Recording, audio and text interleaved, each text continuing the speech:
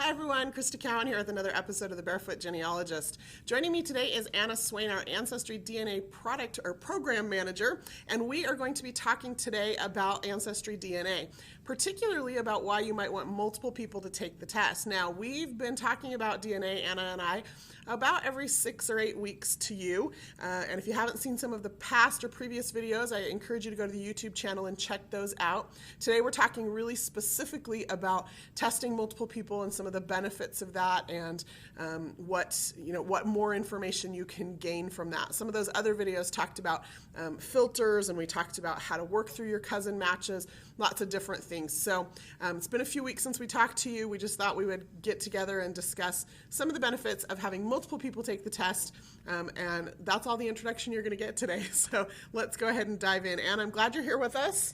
Thank you, Crista, for having me. It's always a pleasure. We love having you here, and we love walking through some of this stuff with AncestryDNA. I know you live and breathe this, so you know more about it than I do, so it's always nice to have that additional perspective. Now, today we're talking specifically about testing other family members, and we've seen some trends, I think, with a lot of people getting multiple family members tested, and so let's just talk about why people might want to do that. The first reason may seem a little frivolous, but it's also kind of interesting. It's fun. It's fun, exactly. Well, it's fun to see how you compare to others. Okay, right? so And especially people you know and have a relationship with. Okay, so I have an example here on the screen. This is actually one of our colleagues, and it looks like he had his mother tested, and then what are those other circles there? So this top one's his mom. Correct, and then the 4 bottom are his siblings. Okay, so he looks like he had himself tested and then 3 of his siblings. That's so correct. What's so fun about this? Well, the fun part, I mean, this is just colors, but these colors represent certain ethnicities. And the ethnicities, provided another piece of your puzzle, of your story, of your genetic past. And what's especially interesting is to see how different and unique they are.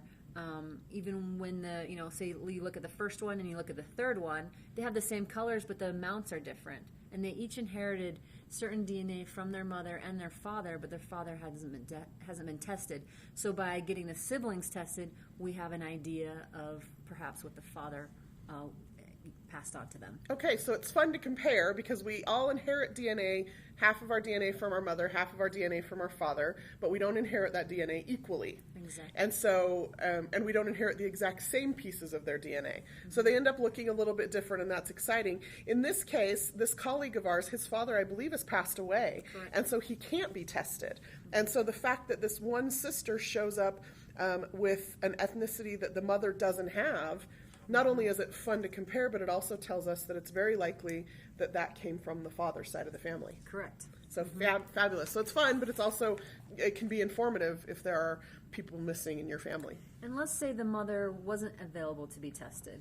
By having your siblings, or as many people as you can at that generation, would give you an idea of what the mother and father.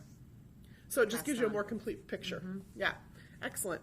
Okay, I have a couple of other reasons here. One is that we can go back further in time if we have older relatives tested. What does that mean?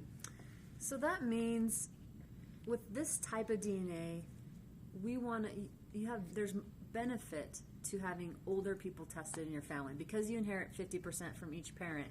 The further you go back in time to, say, the oldest member of your family, whether it's your mom, a grandmother, or maybe it's you, you can get more information than testing people who are descendants of you or are the next generation. Okay. Yeah, so for example, in my case, I just recently took the DNA test. Is that funny? I talk about this all the time, and I hadn't even taken the test. But what I had done was both of my parents are still living, so I had each of them tested. And I did that because that way I was able to look back another generation. Now, in my father's case, his mother is still living, and my next step is to get her tested. Yes. Right? Because another generation back gives me more information. Okay. And then it also does this for us, right? Like if we have other people in the family tested, we can start to assign our cousin matches to the different sides of our tree. Exactly. I recently did this with a first cousin, got her tested, and was able to look at the matches that she and I have in common and then narrow it down to, okay, this is on this side of the family, but maternal side, paternal side. Okay, so you compare your matches. For example, I would compare, my father's matches to his mother's, and anything where they match, that's going to be from her side of the family, and the things where they don't match is likely going to be from his father's side of the family. Exactly. Okay, so that's another reason to have multiple people tested. I think that's fantastic. And then how does it actually help you find more cousins to have more people tested? Well, so we understand this DNA and how it's inherited. You get 50%, and you don't inherit everything. So if you have more people in your family tested, it's just going to widen that pool of opportunity to find more matches. And that's really the game we have to play as far as identifying people in our family who can be tested to provide us with more opportunity to find more people. Find more cousins. So it just fills in more of the picture. Mm-hmm. So I think I've shared this slide with everybody before, but I love it because it's a really simple example of kind of a concept that can be a little bit difficult for some of us to understand sometimes. So this is just a representation of how we inherit things from each generation. So you've got these grandparents, and you'll notice they conveniently have 6 letters in each of their names, just because that makes the math easy to do. And what happens is each parent then contributes 50% to their child. So they each contribute 3 letters to their child. Those 3 letters get recombinated or mixed up, and now Andrew and Sandra have a child named Edward, and Graham and Elaine have a child named Angela. Edward and Angela then each contribute 3 letters to you, and you become Glenda. Here's the thing, though, that is really interesting to me anyway, is it's not just that the letters get mixed up and that you only get half of them. It's that you could have a sibling who has entirely different letters in an entirely different order. And, for example, Gerald and Reagan both have an R, and Glenda does not have an R. And so by testing siblings, we're seeing more pieces of that puzzle. Mm-hmm. So that R may represent a cousin match that you wouldn't have had otherwise. Exactly. I love, like I said, this is just a really simple visual of kind of a difficult scientific concept, but it helps you start to see how testing more people can help you get more information about the generations that came before you. Exactly. So, love that. I'm also going to just have you talk for just a minute about who it is. Like, we say test more people, and we say, test parents and grandparents, and that's easy for you and I to say because we have living parents and grandparents. But what if your parents and grandparents aren't living? Who else can you have tested? So that's a great question. I don't have any living grandparents. So what I did is I went to my parents' generation and looked for their siblings. Okay, so aunts and uncles. Aunts and uncles, even their first cousins. Okay. Because that's going to still provide us with more DNA to help us find matches. Parents, so if you don't have your parents or grandparents, go to aunts, uncles, even their kids, so first cousins. Okay. And that will help. Why would we want to have our spouse tested, right? We're hoping we're not related to them. Hey, it's always good to check. Getting your spouse tested will then provide you with what your children will potentially get. Okay, so instead of having one of your children tested, again, it's that oldest generation, getting them tested to get that additional information. We just talked briefly a minute ago about why getting some of your own siblings tested might be important, aunts and uncles, and then you mentioned first cousins, but one of the things that the DNA does, besides just provide this ethnicity picture, is it provides these cousin matches. And I know in my mom's case, she had a first cousin who took the test, like independent, like they didn't even know the other was taking the test, and they just showed up as cousin matches. Mm-hmm. So that was exciting. She also had a second cousin who took the test, and he was a second cousin we didn't even know existed, which was super exciting to us. As a matter of fact, I don't think I've told the story before, but when the match first came up, it was 11 o'clock at night, and he only had 3 people in his tree: himself, his father, and his grandfather. And I remember looking at it and thinking, really? Like, he only has 3 people in his tree, but he's a second cousin match, and I'm a little bit obsessive, so I have to figure out who this person is. I stayed up till 2 o'clock in the morning. I managed to locate his father on a census record, listed his mother's name, found a marriage record for that couple, determined that she was the sister of my great-grandmother, which was super exciting. I never knew that great-grandmother. My mom never knew her. She actually died when my grandpa was 2 years old. And so I sent him a message, and I said, I looked at 3-person tree and was able to figure out how we're related. And he said, yeah, I knew that. I just hadn't finished updating my tree yet.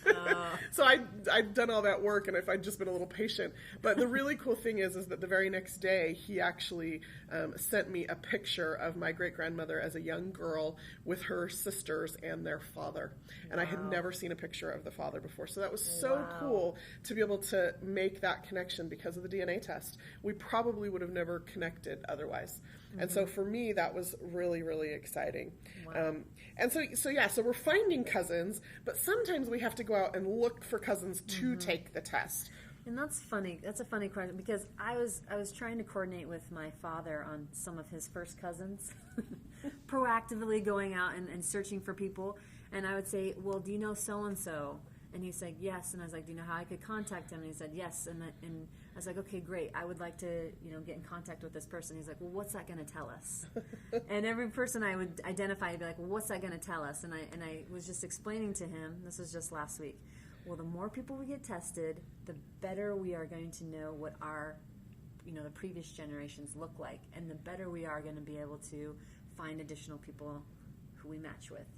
And it was just an interesting experience. We're going through the same experiences that everyone else is going through as we try to identify and be proactive and finding additional people to test, because it's going to tell us more of our story. Yeah. So I've got this chart, and it's a terrible image, and so I apologize for that. And I don't expect anybody looking at it on your computer screen to be able to actually read it. I sometimes have to get out a magnifying glass just to read the piece of paper on my desk. But here's one of the things that I've started to do with my own ancestry. So every time I find a common ancestor with one of my cousin matches, I highlight that couple, and then I highlight the trail from them down to, in this case, this is my father's ancestry. Now, one of the things that you'll notice here's my dad and his parents, and then this is my dad's grandparents' generation.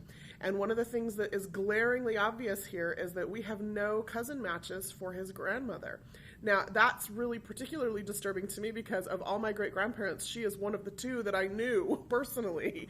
Yeah. And so the fact that there's no cousin matches with this grandparent has me concerned. I'm like, what's going on here? And so there are a couple of things that I've started to think about because I can view this visually this way. First is, maybe it's possible that my father didn't inherit any DNA from this section of his tree. That's possible. That is possible. And so having one of my dad's siblings tested might yield us some matches in this section of the tree. And that's super exciting to me. The other thing that I've started to think about is maybe just nobody from this part of the tree has taken a DNA test. Right now we've got about 120,000 people who've taken the test, which is, that's the fact that we're getting so many fourth cousin matches with only 120,000 people is really exciting, but maybe just the right people haven't taken the test, right?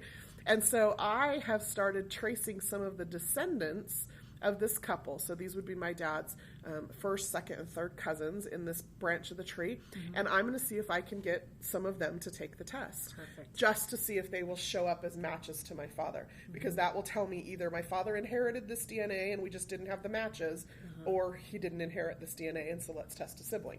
Perfect. Right? Does that make sense? Yep. That okay. Is perfect. Do you love that I have to ask Anna these questions?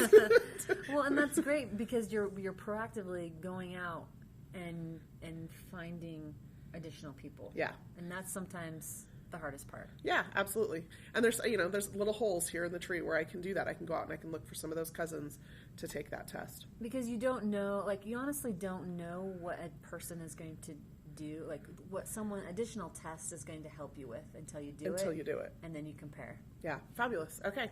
Well, so that's the game that I'm playing here with my awesome. I'm a very visual person, and so I needed the chart to be able to help me and the colors. Good. I like this. I want to do this. So, okay.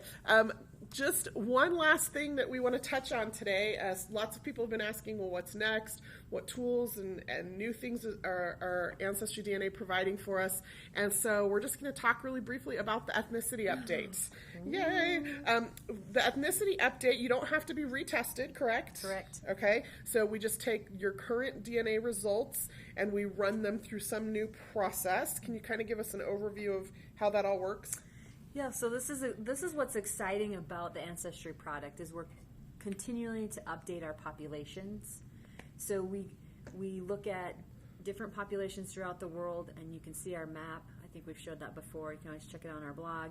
And now what we're doing is we're taking your same set of DNA results and comparing you to the new populations, the redefined populations. Okay, and these are like reference samples of people who have known ancestry in a specific part of the world. Correct. Our reference panel people who make up these populations have documented 4 generations in the same location. So 4 great-grandparents in the same location, and that's how they qualify to be part of our reference panel. Okay, and so we have rolled this out to a little segment of our users, right? A few thousand, a few hundred? It's random 6,000. Okay, so 6,000 people have the new ethnicity update, and everybody else will be seeing it in the next few months, right?